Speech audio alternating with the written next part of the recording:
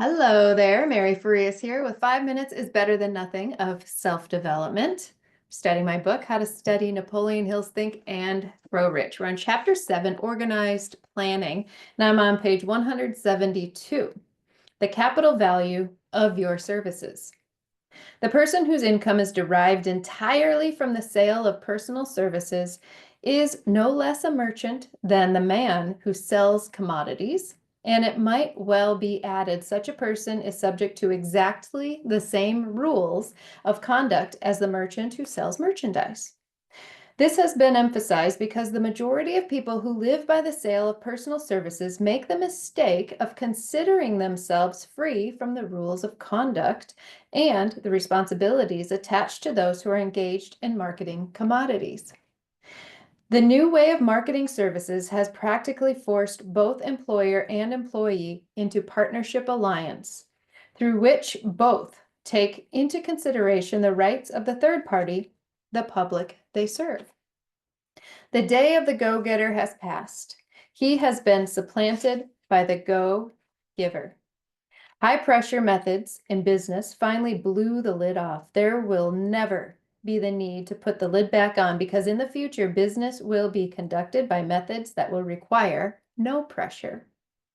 The actual capital value of your brains may be determined by the amount of income you can produce by marketing your services. A fair estimate of the capital value of your services may be made by multiplying your annual income by 16 and 2/3, as it is reasonable to estimate that your annual income represents 6% of your capital value. Money rents for 6% per annum. Money is worth no more than brains. It is often worth much less. Competent brains, if effectively marketed, represent a much more desirable form of capital than that which is required to conduct a business dealing in commodities, because brains are a form of capital which cannot be permanently depreciated through depressions, nor can this form of capital be stolen or spent. Moreover, the money, which is essential for the conduct of business, is as worthless as a sand dune until it has been mixed with efficient brains. Well, isn't this interesting? He's talking about the juxtaposition between actual money and the money or the capital that our brains represent, our minds represent. Money would be worth nothing if it weren't for the brains behind it, he says, right? So what are the things that you are selling yourself short on? Start thinking about how you can provide more service. Think of different ways that you can employ what you do and help other people, help more people, help them in a greater capacity. What are different ways that you can provide service? Use your talents and your abilities to increase your amount of service. The more service we can provide, the more value we will receive in return. And as Napoleon Hill's talking about, the value isn't always monetary.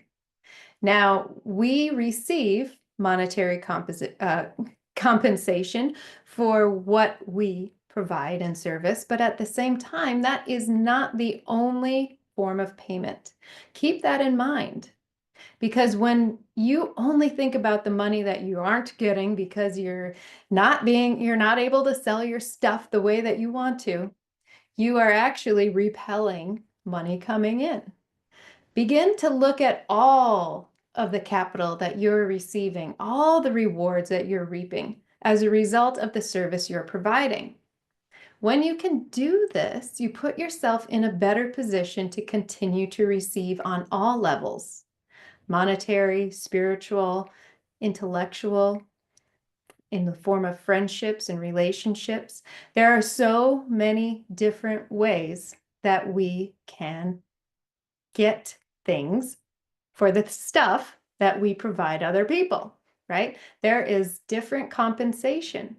So be open, keep your eyes open for the compensation that you receive beyond money for the services you provide. And in the meantime, also See where you can provide more service with a spirit of enthusiasm.